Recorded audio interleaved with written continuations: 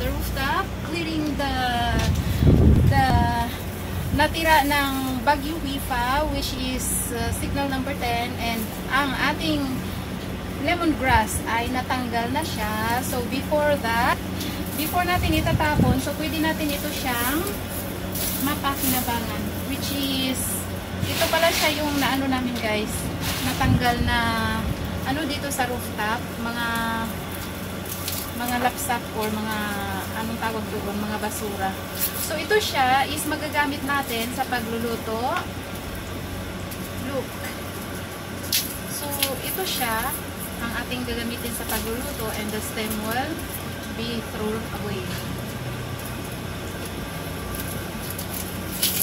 So shoutout nga pala sa lahat ng aking mga subscriber and to those who are following me in Facebook. Maraming salamat po.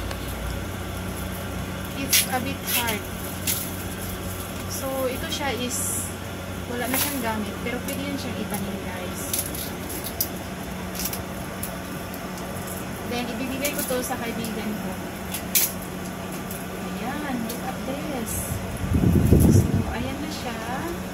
We can make use of that. And here marami pa ang ating lemongrass. Pwede ito siyang gawing ano pala, pwede siyang gawing tea. Kasi ano to siya guys, sleep depressant, or kapag hindi ka nakakatulog, pwede ito siyang gawing tea for sleeping good. Sleeping good, yes.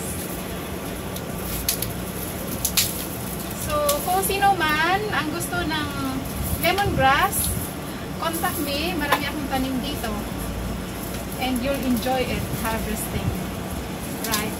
So that's an update for today, OFW Life dito sa Hong Kong. Maraming salamat po sa walang sawang suporta ninyo sa aking channel. Big shout out to all of my channel members and to my subscribers. Maraming salamat po ulit. That's all for today. Thank you so much.